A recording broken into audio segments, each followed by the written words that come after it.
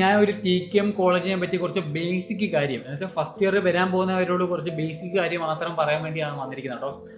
ഇപ്പം കുറേ പേര് ചോദിക്കുന്നുണ്ട്, ബ്രോ കോളേജ് എക്സാം ഒക്കെ എങ്ങനെയാ, കോളേജ് പരിപാടിയൊക്കെ ഉണ്ടോ, കീം എക്സാം എങ്ങനെയാ, പിന്നെ കീം എക്സാം റാങ്ക് എത്ര വേണം, ഹോസ്റ്റൽ എങ്ങനെയുണ്ട് ബ്രോ, ഫുഡ് എങ്ങനെയുണ്ട് ബ്രോ, ഫ്രണ്ട്സൊക്കെ എങ്ങനെയാ ബ്രോ, ക്ലാസ്സിൽ ക്യാമറ ഉണ്ടോ, കോപ്പി അടിക്കാൻ പറ്റുമോ, അതുപോലെ കുറേ ക്വസ്റ്റ്യൻസ് ചോദിക്കുന്നത്. നല്ല ഫുഡ് സ്പോട്ട് ഉണ്ടോ, നല്ല ഫുഡ് കഴിക്കാൻ പറ്റിയ നല്ല സ്പോട്ടൊക്കെ ഉണ്ടോ, റാഗിങ് ഉണ്ടോ എന്നൊക്കെ ചോദിക്കാറുണ്ട്. അതിനുള്ള ചെറിയ ബേസിക് കാര്യങ്ങൾ മാത്രം ഞാൻ പറഞ്ഞു തരാൻ വേണ്ടി വന്നതാണ്. എൻ്റെ ഒരു അനുഭവം മാത്രമാണ്. ഞാൻ 4 വർഷം അവിടെ പഠിച്ച് ഇറങ്ങിയതിൻ്റെ ഒരു ബേസിക് കുറച്ച് കാര്യങ്ങൾ ഞാൻ പറഞ്ഞു തരാം. ഫസ്റ്റ് ഇയർ വരുന്നില്ല, എന്നാലും നിങ്ങൾ ഇതൊക്കെ മസ്റ്റായിട്ട് എന്തായാലും നിങ്ങൾ കോളേജിൽ പോകുമ്പോൾ അറിയും. അതിന് മുമ്പ് നിങ്ങൾ അറിഞ്ഞു വെച്ചോ കുറച്ച് കാര്യങ്ങൾ. ഓക്കെ, നോർമലി ഫസ്റ്റ് ചോദിക്കുന്ന കാര്യം എന്ന് വെച്ചാൽ, ബ്രോ കോളേജ് എങ്ങനെ പരിപാടിയൊക്കെ ഉണ്ടോ എന്നൊക്കെ ചോദിക്കും. അതിനുള്ള ഉത്തരം എന്ന് വെച്ചാൽ, കോളേജൊക്കെ ആകുമ്പം പരിപാടി കാണുമല്ലോ. സോ നമ്മുടെ കോളേജിൽ, TKM കോളേജിൽ പരിപാടിയുണ്ട്. പരിപാടി എല്ലാ ടൈമിലും പരിപാടിയുണ്ട്. എന്നുവെച്ചാൽ even sem, odd sem, even സെമ്മുണ്ട്. ഓഡ് സെമ്മ് എന്ന് വെച്ചാൽ ജൂലൈ ടു നവംബർ ഡിസംബർ വരാൻ തോന്നുന്നു, വരെയാ. ഈവൻ സെമ്മിന് വെച്ചാൽ ജാനുവരി തൊട്ട് ഏപ്രിൽ മെയ് വരെ ഈവൻ സെമ്മ് നടക്കുന്നത്. എന്നുവെച്ചാൽ ഫസ്റ്റ് സെമ്മ്, സെക്കൻഡ് സെമ്മ്, അങ്ങനെ second sem, fourth sem, 8th sem, ഇതെല്ലാം ഈവൻ സെമ്മായിരിക്കും. അങ്ങനെ ഈ സെമ്മിലാണ് നമ്മൾ കൂടുതലും പരിപാടി നടക്കുന്നത്. കൂടുതലും പരിപാടി എന്നുവെച്ചാൽ കുറേ പരിപാടി. ഈവൻ സെമ്മിൽ, ഓഡ് സെമ്മിൽ ഭയങ്കര ബോറായിരിക്കും. എന്നുവെച്ചാൽ ക്ലാസ്സും പിന്നെ എക്സാമും പിന്നെ അസൈൻമെൻറ്റും പ്രോജക്റ്റ് കാണത്തില്ല, ഫൈനൽ ഇയർ കാണും. പിന്നെ ഭയങ്കര കുറച്ച് ബോറ് ക്ലാസ്സാണ് അങ്ങനെയൊക്കെ നിങ്ങൾ വിചാരിക്കും. പക്ഷേ ഓഡ് സെമ്മ് കുറച്ച് ടൈറ്റാണ്. എന്ന് വെച്ചാൽ പയ്യെ പോത്തോളൂ. ഇപ്പം നമ്മളിപ്പം ഇനിയിപ്പം അടുത്ത പിള്ളേർക്ക് ഓഡ് സെമ്മ് തുടങ്ങുന്നത് June, July, August, September, October, November December വരെ കാണും. എക്സാമും ഒക്കെ കൂട്ടി അങ്ങനെ ഈ സെമ്മിലൊക്കെ ഭയങ്കര പരിപാടി ശോകമായിരിക്കും. ചെറിയ പരിപാടിയൊക്കെ കാണത്തുള്ളൂ. എന്തെങ്കിലും യൂണിയൻ്റെ SFIയുടെയോ ACUവിൻ്റെ എന്തെങ്കിലും പരിപാടി കാണും. ഇപ്പോൾ ഫസ്റ്റ് ഇയർ നിങ്ങൾ വരുന്നതുകൊണ്ട് എന്തെങ്കിലും ചെറിയ പ്രോഗ്രാംസ് കാണും. അല്ലാതെ വലിയ പ്രോഗ്രാംസ് നടക്കുന്നത് ഈവൻ സെമ്മിലാണ്. എന്ന് വെച്ചാൽ ST എന്ന് വെച്ചാൽ കോളേജിലെ മെയിൻ പരിപാടിയാണ്, മെയിൻ പ്രോ ഷോ പരിപാടിയാവും. അതും 4 ദിവസം 3 ദിവസമുള്ള പരിപാടിയായിരുന്നു. കഴിഞ്ഞ വട്ടം 3 ദിവസമായിരുന്നു. നല്ല അത് കിടിലം പരിപാടി കേട്ടോ. DJയും ഫുള്ളും ഈവൻറ്റും ഗെയിംസും കാര്യങ്ങളെല്ലാം, കാർ ഷോയും ഫോട്ടോ ഷോയും, അങ്ങനെ കുറച്ച് മാസ് പരിപാടിയായിരിക്കും. അത് നമുക്ക് മാസ്റ്റായിട്ട് എൻജോയ് ചെയ്യേണ്ട കാര്യം. ഈവൻ സെമ്മിലാണ് നടക്കുന്നത്. അതെന്ന് വെച്ചാൽ ജനുവരി, ഫെബ്രുവരി, മാർച്ച്, ഏപ്രിൽ ആ ഒരു ടൈമിലൊക്കെയാണ് ഈ ST നടക്കുന്നത്. അതിന് മുമ്പ് അദീന, അങ്ങനെ കുറച്ച് ടെക്നിക്കലായിട്ടുള്ള കുറച്ച് ഈവൻറ്റ് കാര്യങ്ങളൊക്കെ നടക്കാറുണ്ട്. പിന്നെ ഫുഡിൻ്റെ എന്തോ കുറച്ച് പ്രോഗ്രാമൊക്കെ നടക്കാറുണ്ട്. ഓരോ സെമ്മിൽ അങ്ങനെ ചെറിയ പ്രോഗ്രാം നടക്കും. എന്തെങ്കിലും ബാസ്കറ്റ്ബോൾ കോർട്ടിലോ അല്ലെങ്കിൽ APJ ഹാളിലോ അങ്ങനെ എന്തെങ്കിലും ചെറിയ APJ പാർക്കിലോ അല്ലെങ്കിൽ അങ്ങനെ ചെറിയ പ്രോഗ്രാം നടക്കാറുള്ളൂ. അതിനെപ്പറ്റി നിങ്ങൾ ബോധറാവണ്ട.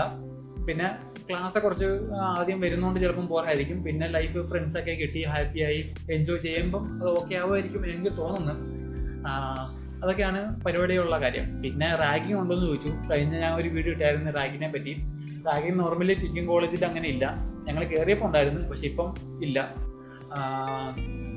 ഫുള്ളി ഓട്ടോണമസ് ആയല്ലോ, കോളേജ് ഫുള്ളും ഓട്ടോണമസ് ആയതുകൊണ്ട് അങ്ങനെ റാഗിങ് പരിപാടി കാര്യങ്ങളൊന്നുമില്ല. സോ നിങ്ങൾക്ക് ഹാപ്പി ആയിട്ട് എൻജോയ് ചെയ്യാം. നിങ്ങൾക്ക് നിങ്ങളുടെ കഴിവ് എന്താണെന്ന് വെച്ചാൽ നിങ്ങൾക്ക് കോളേജിൽ കാണിക്കാം, തെളിയിക്കാം. ഇപ്പം ഞാൻ നോർമലി വീഡിയോ ഒക്കെ എടുത്ത് വ്ളോഗിങ് ഒക്കെ ചെയ്ത് അങ്ങനെയൊക്കെ നടന്നേ കോളേജിൽ. വീഡിയോ ഒക്കെ എടുക്കാം, അങ്ങനെ ഒരു വൈബായിട്ട് നടന്നേ ഞാൻ. അങ്ങനെ പിന്നെ ആ ഒരു കാര്യങ്ങൾക്കൊന്നും പ്രശ്നമൊന്നുമില്ല. നിങ്ങളുടെ ഇഷ്ടമുള്ള വീഡിയോ എന്താണെന്ന് വെച്ചാൽ നിങ്ങൾക്കൊക്കെ എടുക്കാം, സുഖമായിരിക്കും.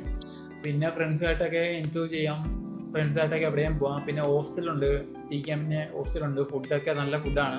പിന്നെ ഇടയ്ക്കൊക്കെ ഇലക്ഷനൊക്കെ ആകുമ്പം പാർട്ടിയുടെ ഒരു ബേസിലൊക്കെ ചെറിയ പണിയൊക്കെ തരാറുണ്ട്.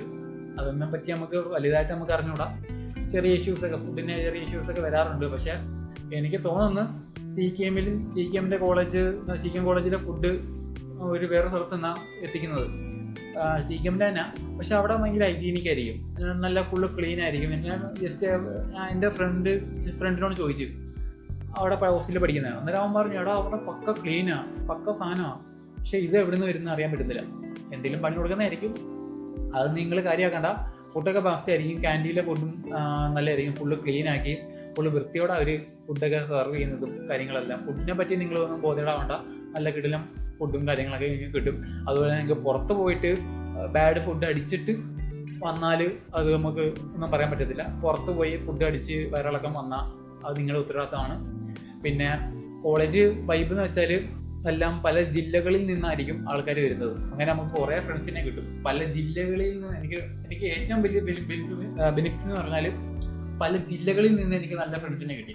സോ അവരായിട്ട് മെസ്സേജ് ഇടുന്നില്ലെങ്കിലും സോ എന്തെങ്കിലും ആവശ്യം വന്നാൽ അവരെ വിളിക്കും. പല ജില്ലയിലും ഇപ്പം കാസർഗോഡുള്ളവരെല്ലാം എനിക്കറിയാവുന്നതാണ്.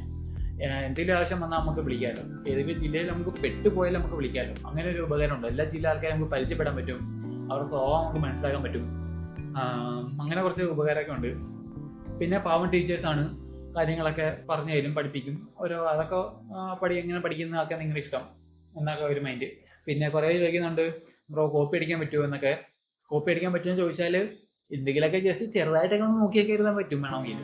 പിന്നെ ടീച്ചർമാർ കണ്ടാൽ പിന്നെ പൊക്കും. ക്ലാസ്സിൽ ക്യാമറയുണ്ട്. സോ നിങ്ങൾക്ക് അങ്ങനെ കോപ്പി അടിച്ച് എഴുതാനാണെങ്കിൽ വീട്ടിൽ ഇരുന്നാൽ മതി. എന്തെങ്കിലും പഠിച്ചുകൊണ്ടൊക്കെ വന്ന് എഴുതടാ, അതായിരിക്കും നല്ലത്. പഠിച്ചുകൊണ്ട് വന്ന് എഴുതുന്നതായിരിക്കും നിങ്ങൾക്ക് നല്ലത്.